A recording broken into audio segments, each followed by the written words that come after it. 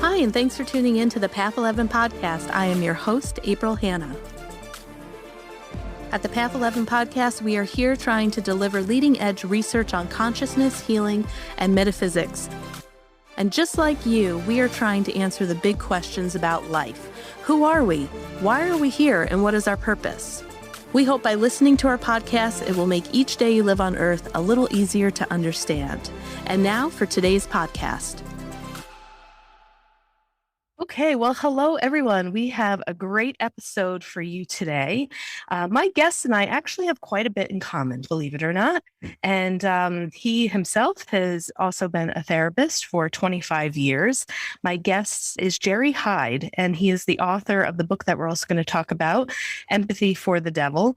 It's split up into 3 parts, which I loved: sex, drugs, and rock and roll. Jerry and I also have affinity for cemeteries. We love cemeteries. We love music, and among other things that you'll come to learn and find out in this podcast. So let me tell you a little bit more about him. Jerry Hyde was educated at Bryanston School in Dorset and went to art school at Kingston before working in film, theater, TV, and the music business.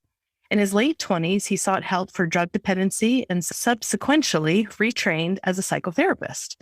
He followed a fairly conventional career throughout his 30s before completely losing the plot in his early 40s, and he's now in his 50s, and rebranding himself in the somewhat out there style for which he's become known, which some have dubbed Gonzo Therapy.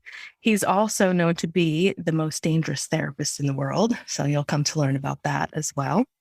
And despite all attempts at midlife self-destruction, he still has a very live and thriving practice. During his career, he's worked with many well-known names in the arts and creative fields, plus his own background in the music, film, and TV business has formed his outlook and writing style. So, Jerry, welcome to the Path 11 podcast. Thank you. And congratulations on pronouncing Bryanston correctly. Most, particularly Americans, they stumble over that one. I don't blame them. A lot of place names aren't that easy. Thank you. Yeah, absolutely. And I know, before we kind of came on, I was asking you how to pronounce a couple of other things that we're going to talk about. But, one of the things that I found really interesting as I started to read your book is that you said that this book really broke and changed you profoundly. So the book is called Empathy for the Devil. And you broke it up into these 3 sections of sex, drugs, rock and roll. And you were really vulnerable. I mean, you shared a lot of stuff of your personal experience and things that you went through. And I really appreciated the vulnerability and the honesty of it. And I wanted to hear a little bit more about how the book broke you and how it changed you profoundly and what this process was like for you.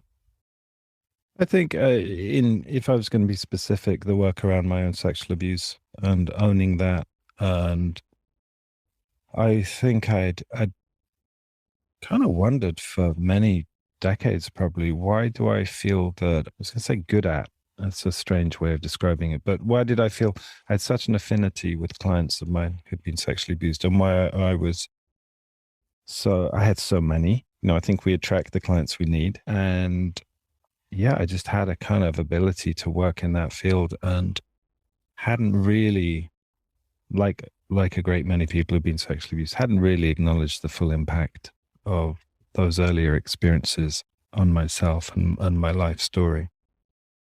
And a great many people who've been abused have to go through the confusion because that often comes with it, because it's usually not, for a lot of people anyway, a lot of guys, a lot of women have been violently sexually assaulted. Most of the men that I work with, and myself included, have been seduced. We haven't been violently attacked or dragged into a bush or something. It's not what happens to men in the same way as it often happens to women. So there can be a confusion there with, well, was this really, an abusive experience? Because there was some pleasure, or I benefited from it, or it wasn't that bad, all the kind of minimizing techniques that we're so good at. So I think really exploring the darker side of some of my earlier childhood experiences, and then taking it to the next level, which was probably the scariest, which was looking at this theory that people who have been abused become abusers, and going, okay, have I got the balls to really ask that question myself? Because there can't be an abuser alive that really admits it. I always find it interesting that the Nazis had on their belt buckles in the war, "God is with us." And no one ever thinks they're the bad guys, right? The journalist John Pilger said I think I quoted him in an earlier book, "Have you ever thought maybe we're not the good guys?" And that's like, oh shit, yeah, we all want to be on the good side, but what if we're not? So I had to really dig into the darker side of my sexuality, which I think is what we all need to do, especially men at the moment, if we want to be safe, if we want to be in charge, if we want to really know ourselves. And that was a scary journey. It's like, what am I going to find in this labyrinth? Mm.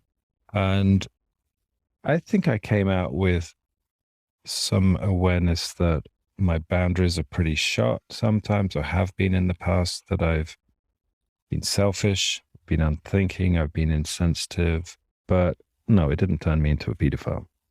Mm-hmm. But I had to go there. I had to, there was never any risk. I know I don't feel attracted to children, but it was still scary terrain to enter into. And I think that changed me. And, that's, like I say, I think that's the work we need to be willing to do in that model of the shadow, is really go into those dark corners. And when you shine a light in there, it's like when you hear a noise in the dark and you switch the light on, it's very rare that it's actually a monster, it's a mouse, right? But you got to switch the light on and have a look. Right. When the light goes on, it has nowhere to hide, Exactly. Yeah. Well, and I think it's important too that we're having this conversation. One of the first bits of work that I did in the counseling field was with survivors of sexual assault. I was a rape crisis counselor for about 5 or 6 years.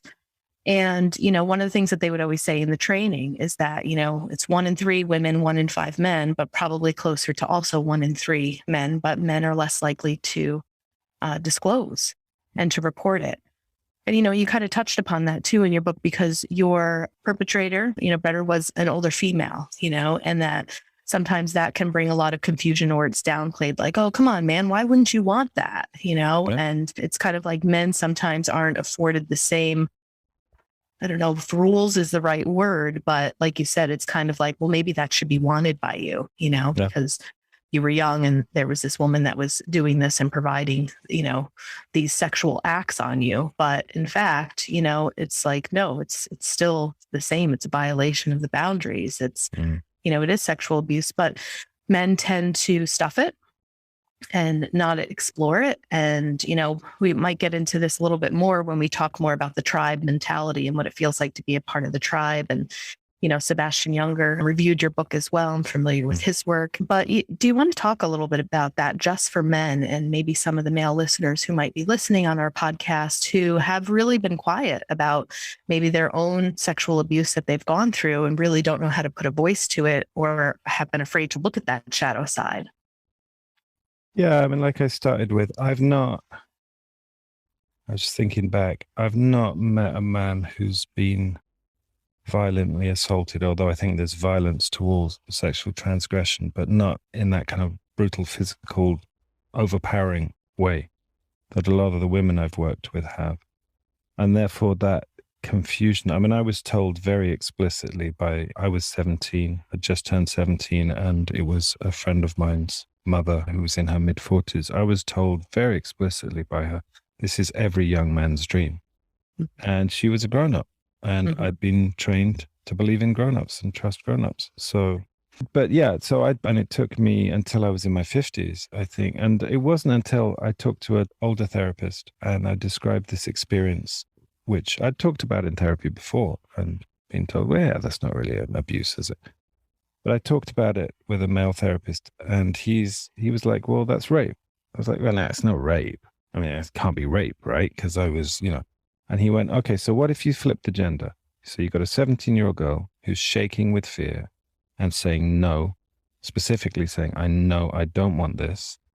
And a 45-year-old man climbs on top of her and has sex with her regardless. What's that? And I was like, well, that's rape. And he's like, well, why is it any different? And I think to have these kind of paradigm shifts in our heads is necessary, because there's physiology involved, right? A lot of guys will say, but I got an erection, so I must have wanted it. Well, you will also encounter women who said, yeah, I became wet.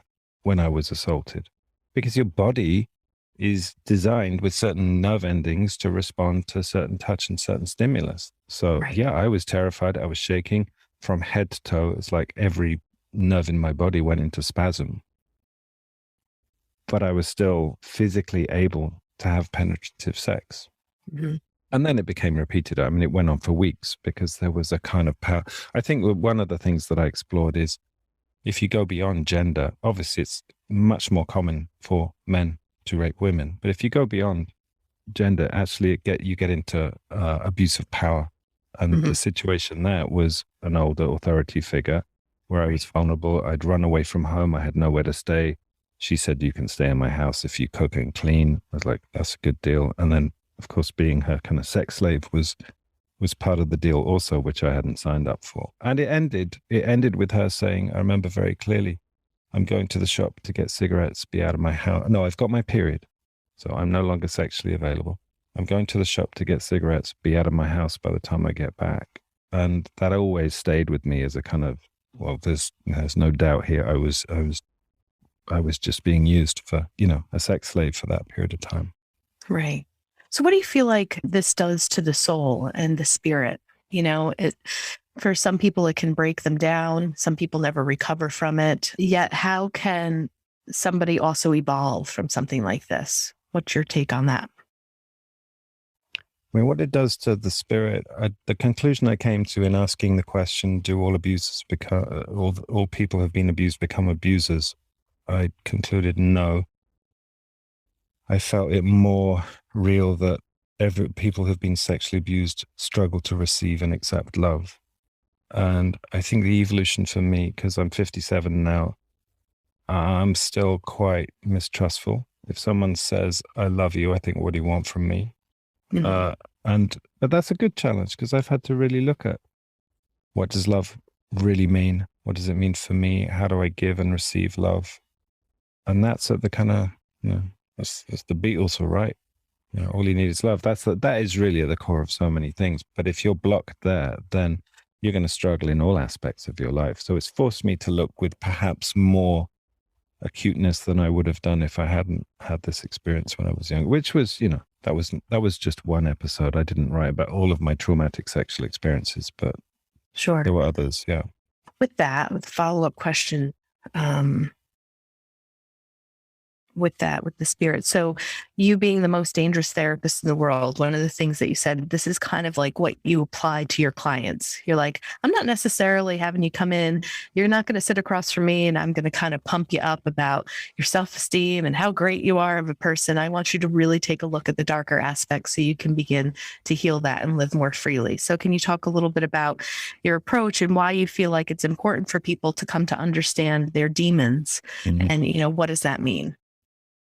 I think the dangerous thing is kind of tongue in cheek. Someone described me as that affectionately, and I thought, that's good. I'm having that. But I do believe in it. I really do. I mean, I don't believe I'm the most dangerous therapist in the world, but I believe that good therapy should be quite dangerous to your persona.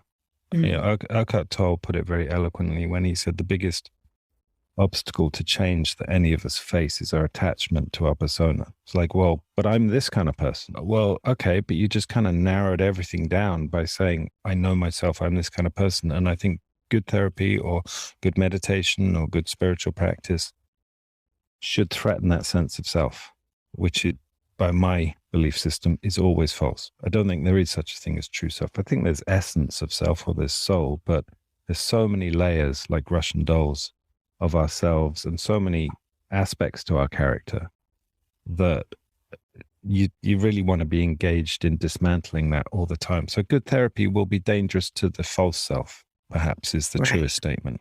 Yeah, great way to put it. Yep, absolutely. And this statement, which I encountered very early on in therapy, you've just got to love yourself. We're talking about love just now, is true, but it's not complete. I think a truer statement is you have to love yourself unconditionally, which means you have to have enough self-compassion to be able to ask those questions. So where am I transgressive in my sexuality?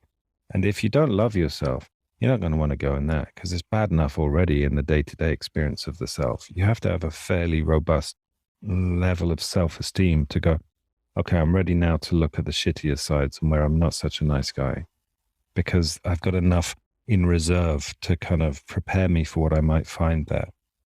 And I don't think, I can see out of the corner of my eye, I've scribbled on the wall in the corner of my room a quote by Carl Jung. He said, do you want to be good or whole? And I think that's a fantastic question for anyone to ask themselves.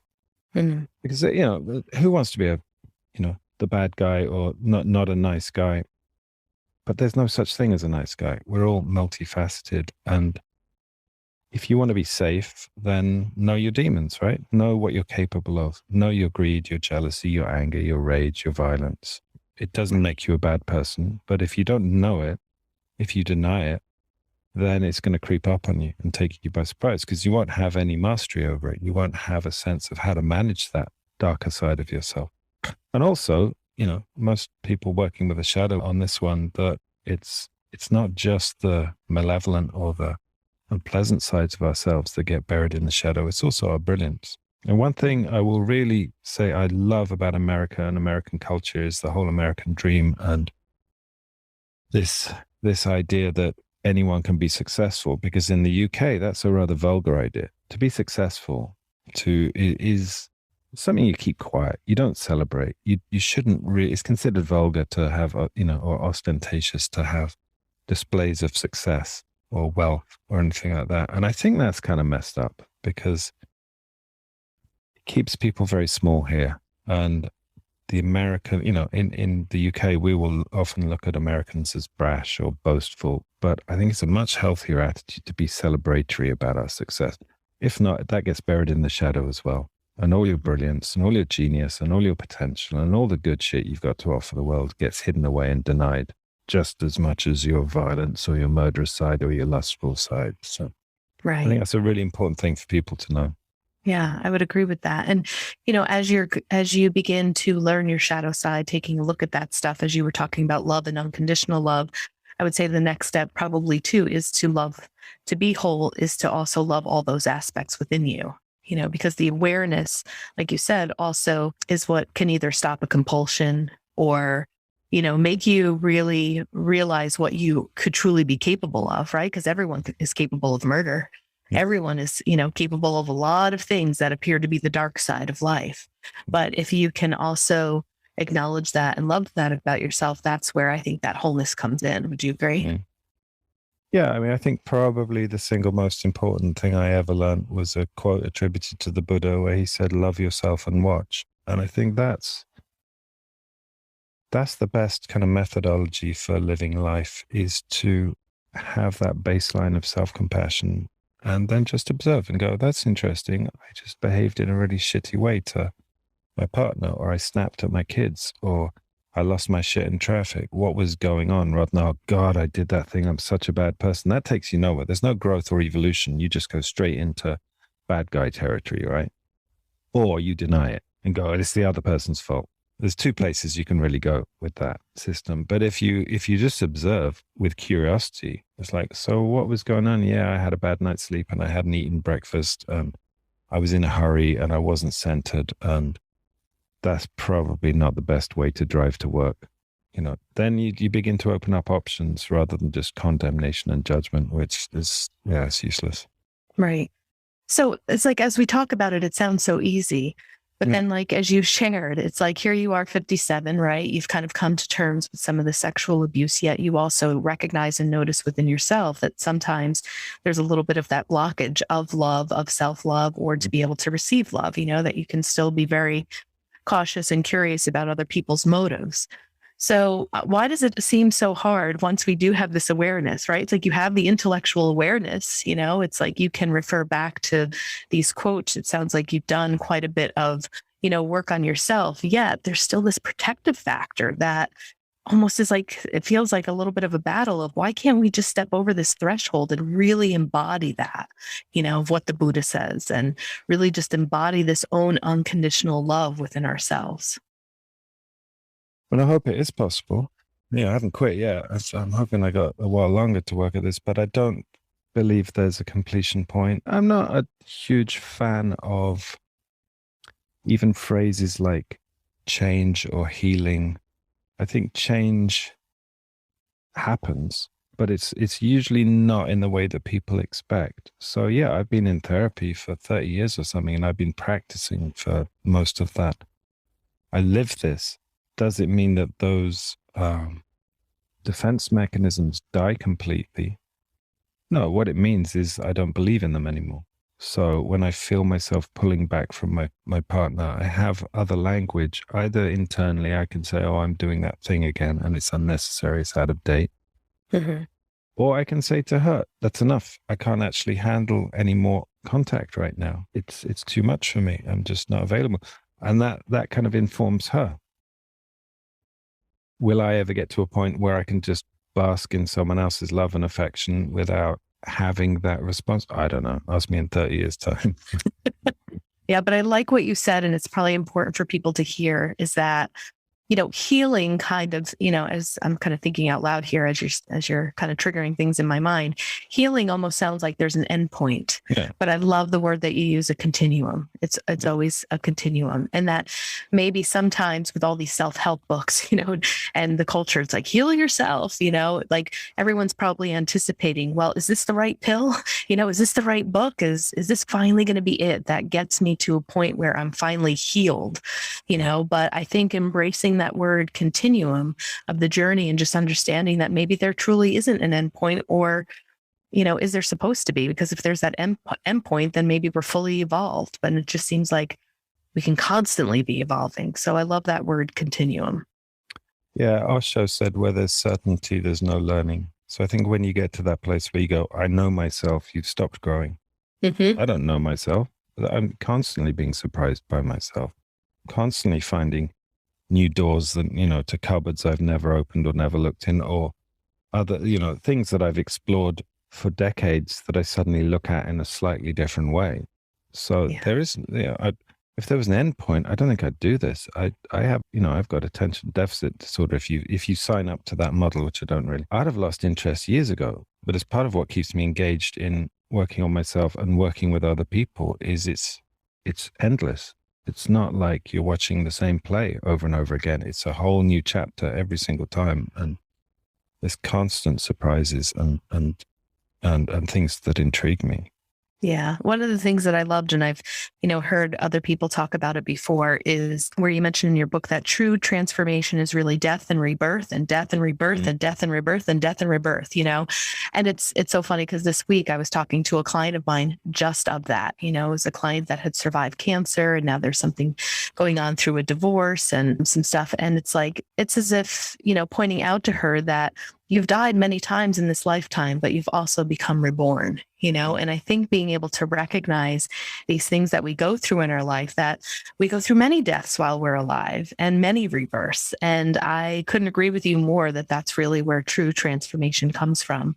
And we were talking, this woman is a little bit older than I, and we were, I was kind of saying, as you get a little bit older, though, it feels like there's a little bit of wisdom to know, okay, I've gotten through some of this stuff before, I'll be okay this time. And I don't know if you found that too. Within age, there is a little more of this wisdom where you don't get quite as freaked out when kind of shit hits the fan. It's like, okay, I've been here before. I've gotten through some really tough things in life. And I kind of feel as I move through in age, I do look at it more as like a little bit of a challenge, or, okay, what is here for me to learn, rather than going into a crisis mode or, automatic fight or flight. There's a little bit of wisdom there of, okay, there will be a gift. There will be some sort of transformation. Yeah. I mean, I can still lose my shit completely, but with that kind of, you could call it wisdom or just experience, but in a different way where I know this isn't going to be permanent. Like when I first started to unravel in my late 20s, that was terrifying because I thought, is this it? Is this how it's going to be forever? Am I going to be in a state of fight or flight or panic forever? Now I'm old enough to know. So, okay, Mercury's in retrograde or whatever's going on. It's not going to last forever. I just got to ride this one out. And I have that stamina, I think. Stamina is probably the word. More than wisdom, it's just I know how to knuckle down and get through. Right. All right. Let me go through some of my other questions here. Okay. I'm curious to know a little bit about your experiences with psychedelics. So I know that, you went through your own addiction therapy. There was a quote in here too that I wanted you to explain a little bit more because I thought it was interesting. You said there's this obsessive compulsive drive that unites all addicts. It's too valuable, too powerful. Um, so I know I have kind of like three questions in here, but maybe can we talk a little bit about your journey through addiction and recovery? And what do you mean about that obsessive compulsive drive that unites all addicts? It's an obsessive compulsive behavior. When I was an addict, I would be constantly thinking about, okay, how much have I got left? I mean, my main addiction was cannabis in those days and prescription downers, but it was a constant, how much have I got left? How long is it going to last me? This was pre-internet days. So, pre-dark web. So it was like, right, I've got to get on the phone, find out who's holding. Then I've got to get in my car, got to get across town, make sure there's a kind of overlap in supply so I don't have any time where I have to be out. It's a very driven, obsessive thing. People think of addicts as losers and fuck ups and people who aren't together. It's a pretty, demanding lifestyle where you have to have your shit together really to be able to function. Of course, there are plenty of, people who don't manage to hold that together, but I think there's a commonality. You talk to most addicts, they have that kind of narrow focus of, I've just got to score. Anyone who's been addicted to their phone, what an obsessive thing that is, or cigarettes. I've been addicted to cigarettes a lot of my life, and it doesn't matter how cold and wet it is outside. If I'm hooked on cigarettes, I'm going up to the store to buy some tobacco, and that's an obsession. It's a driven, kind of hungry obsession. I'm not so sure, but people have the right to their own kind of modalities with addiction. I'm not sure if I consider it a disease. I don't know I think it's pain management. Is that a disease? Whatever, maybe. Is it something that I've recovered from? No, because on the whole, it's something I've recovered from in that I don't think I'm being destructive. I don't think I'm harming other people. I don't think I'm compromising my life.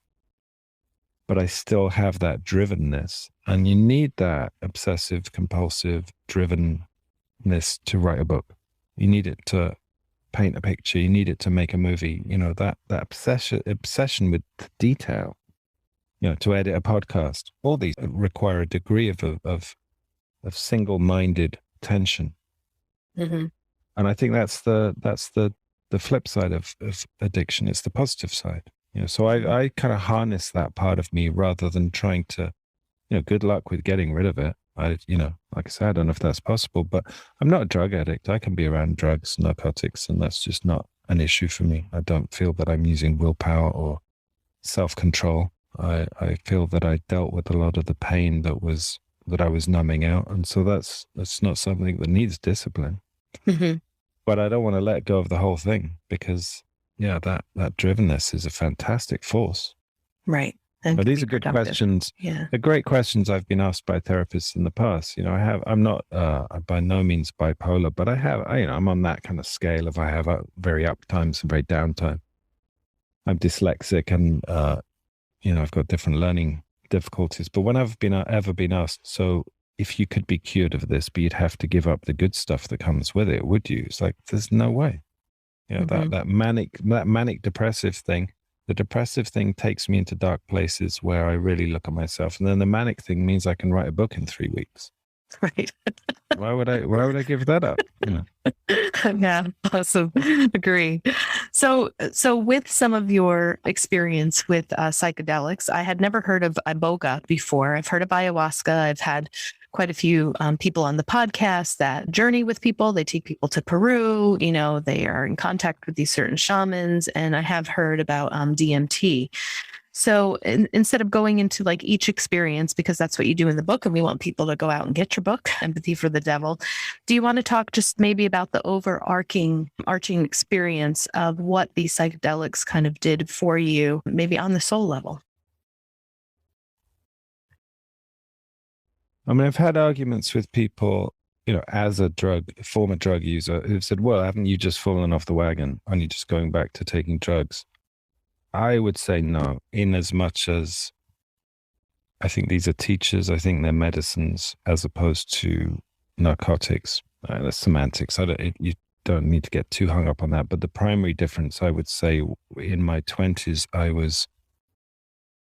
was being avoided with my drug use on the whole. And then in my 50s, since I've been using these different medicines, they're not, you don't avoid anything with them. They're very confrontational. So they are, for me, they're shadow medicines in the, once you make that decision and commit to going into that experience, I think this is why some people have a difficult time. They want, they have curiosity, and that's great, but they don't necessarily like what they're confronted with. And they're very confrontational. I've always felt like I've been taken care of. I've always felt that they're benign medicines, that they're on my side. But yeah, you can't avoid yourself. It's like with therapy, we can all run rings around our shrinks. We can manipulate and we can avoid, and we can go, oh, this is getting a little painful. Let's change the subject. And the therapist's job is to try and, keep an eye on that. But we all know how to manipulate other human beings. But you drink some of these medicines, there's no manipulation. You're not getting off the hook. For the next 4 or 5 hours, you are going to be confronted with this stuff, whether you like it or not. And I think that's, in the right circumstances, with the right guides, with the right support, when you're ready, and preferably never before, I went to those particular medicines when I was 50. I'd done over 20 years of therapy, and I realized there were certain blocks places I couldn't access in talking therapy. And I'm a talking therapist. I'm a fan. Clearly, I believe in it. And I recognize the limitations. There's pre-verbal stuff that doesn't really work in a talking therapy because you don't have the language for it. There's all sorts of places where we're so wounded, we're so hurt that it's buried in our unconscious. And that can be dangerous because you don't want to take the lid off too abruptly. But like I say, if you're prepared and you're ready and you have a kind of the right mindset, then opening those boxes and looking inside can get you through, they talk about ayahuasca in particular as 10 years of therapy in one night, which I would kind of agree with, the caveat that it doesn't mean you do 10 years of therapy. It means you get that download in one night. You still then got to take 10 years to process it. It's not a shortcut, but it will open up a lot of stuff, and that can be good and that can be overwhelming. I mean, it's 6 years since I drank ayahuasca. I'm thinking of maybe going back next year, which scares the crap out of me, but it scares the crap out of my ego anyway. But yeah, that 6 years has been necessary for me.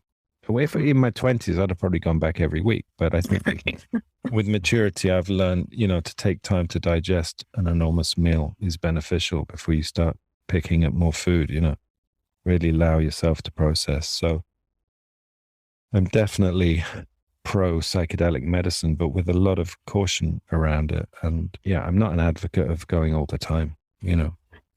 Everyone's got to decide on their own process and their own journey. But sure, yeah, I don't push people. I guide them gently, and if I think they're ready, then I'll support them. But I won't encourage them to go back in a hurry. It's like, just take time to unwrap this present and really explore it before you go unwrapping another one.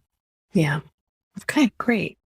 So how about, let's talk about Timtherington and Sebastian Younger. So how did you kind of come to have a relationship with these people? And I know that you have some admiration for Tim, and, you put him in the book in a certain chapter, and then I'll share my story with you. Yeah, I mean, Tim in the book, I never met Tim. He, again, with age, I think I've come to recognize that when I feel a charge, whether it's deep hatred like your former president, he triggered the shit out of me, and a lot of people, or if I have a huge kind of warm, fuzzy, loving response to someone, it's all projection, right? So I think I was just on holiday. I'm interested in combat photography. I'm interested in photography. So I'd been reading Robert Capa's book, and Amazon says, if you've read this, you might like this. And there was a book about this guy called Timtherington, and I bought it and I read it, and it just hooked me. And I went and visited his grave when I got back to London. And first I thought the book was going to be about Tim as a role model, actually, because, I run a lot of men's groups, and it's a struggle, perhaps more now than it has been for a long time, to find good male role models. I think, that's a tough one. So when I've asked that question, you just get met with blank stares by a lot of guys, who are the positive male role models? So I was like, okay, I could build a book around this. I could kind of use him and what he stood for and what he was about. And I think, he comes across as someone with a lot of integrity. So I wrote to Sebastian, who I'd admired for a long time, and he was very quick to reply and was very generous in, supporting me in that project, which then I think it evolved into the book that it became much less about Tim. But that was what really drove me initially, inspired me to start writing again. I never plan books. They kind of come to me every 3 or 4 years, and an idea or a feeling will come. But I think, these are guys that I think in, modern culture are people that I admire. And again, it's back to shadow work and the buried goodness and brilliance in us. When you see someone that you really admire, it's as important as the people you hate to take ownership of that projection. And so, and it's very hard. It's very hard to do that, but to recognize that at least in a dormant form, I have qualities that I want to nurture and grow in myself that I see reflected in Timtherington, his character and his work. Yeah.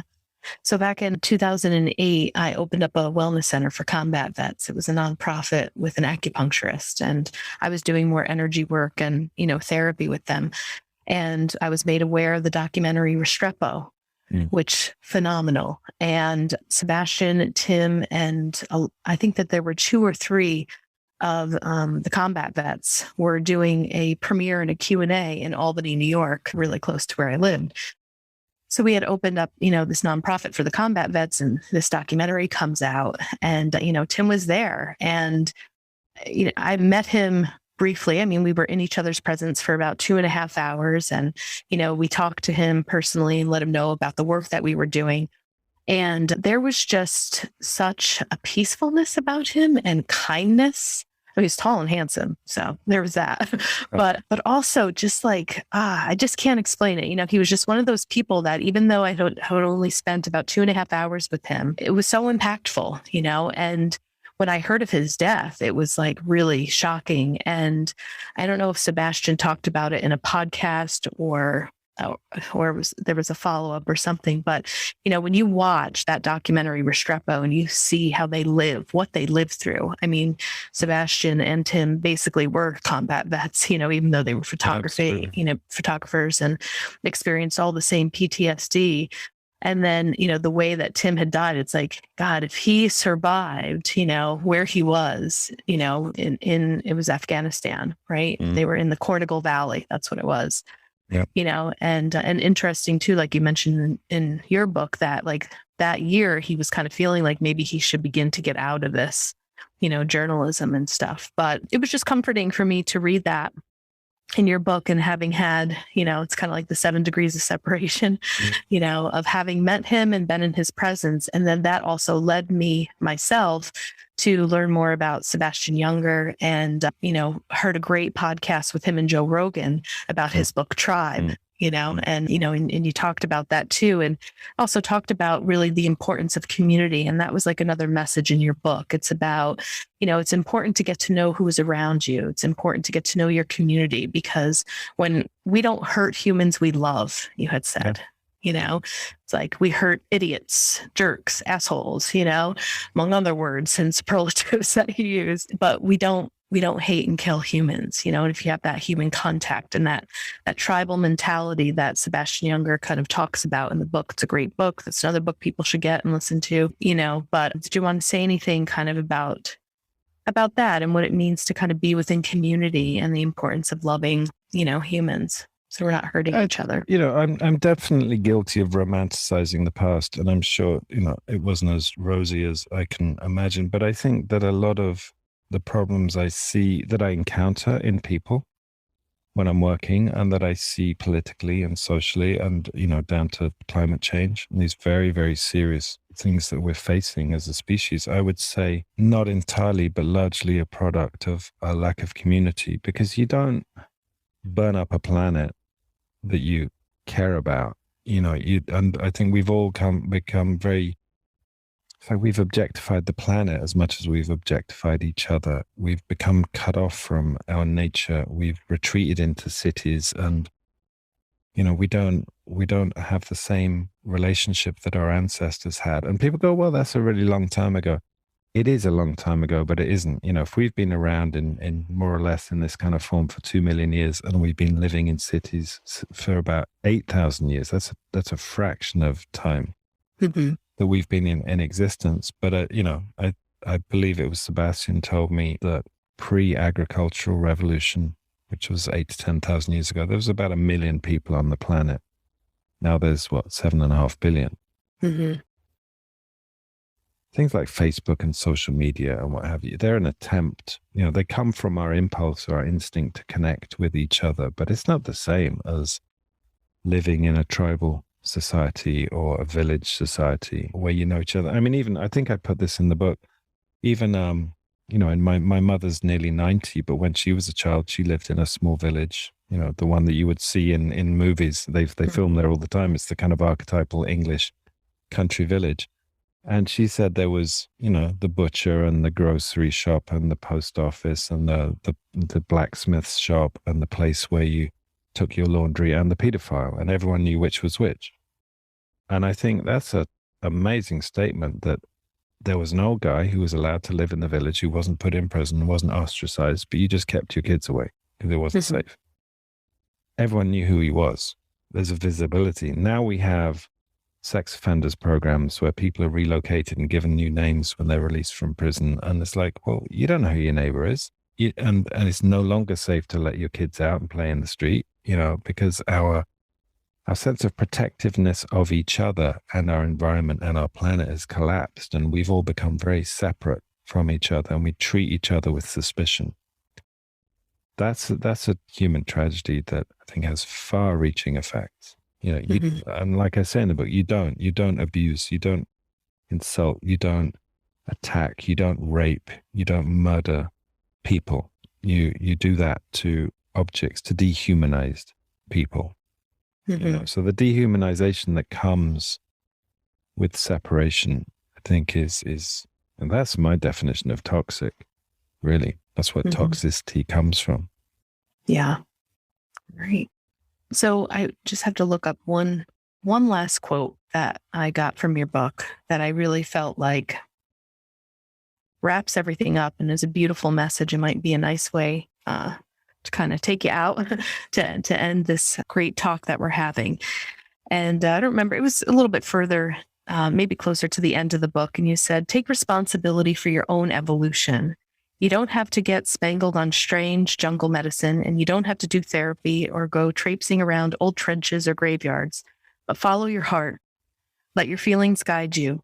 Whenever you have an awakening, pursue it, even if you don't know why. It's trying to bring you home.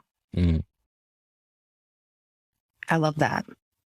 So maybe take responsibility for your own evolution. Let's just hear one last thought that you have about that, because that was just beautifully written in your book. Well, no one's going to do it for you.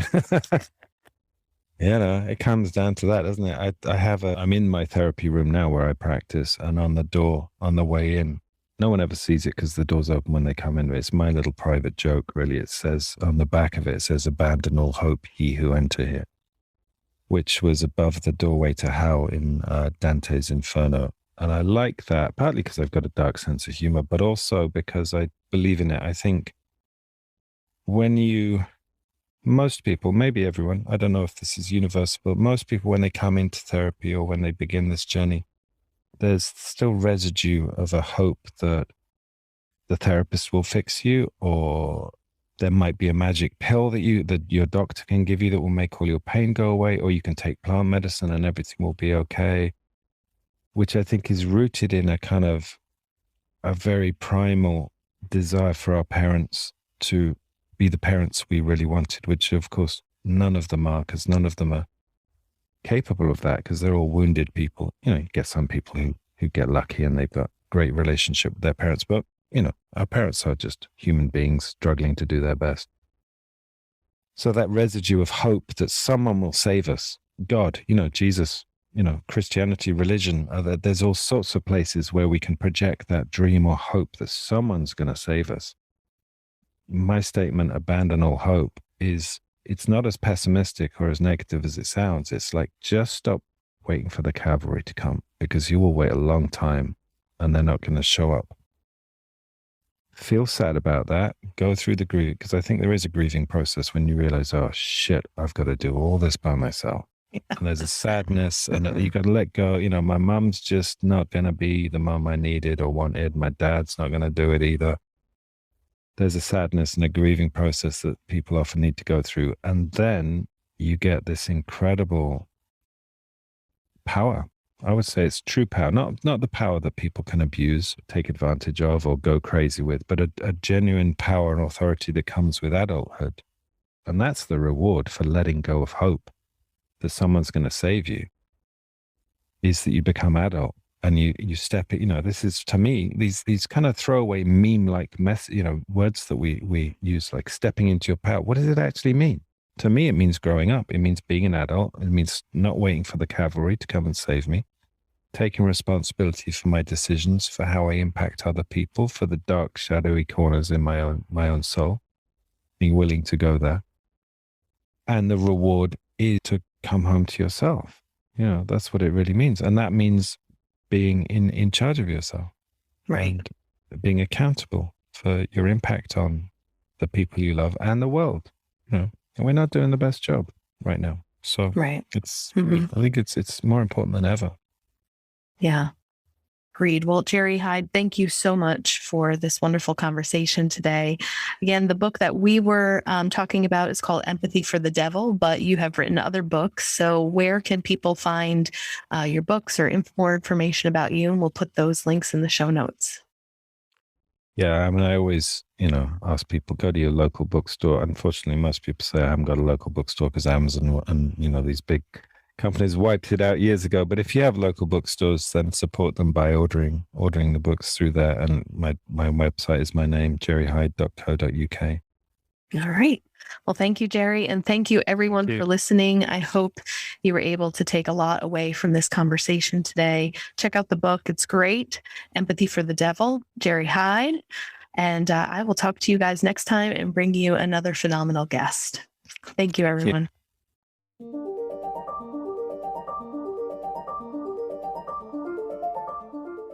Thanks so much for tuning in to today's show. If you haven't already, please subscribe and rate and review the Path 11 podcast in Spotify, Apple Podcasts, or wherever you listen to your podcasts. Also, this podcast is made possible by our sponsor, Path 11 TV. Visit path11tv.com to start a 7-day free trial and start streaming over 100 hours of exclusive video content on consciousness, healing, and life after death. That's path11tv.com, and be sure to use coupon code podcast30 to take 30% off your annual membership. Start satisfying your spiritual curiosity with a membership to Path 11 TV today. Bye for now.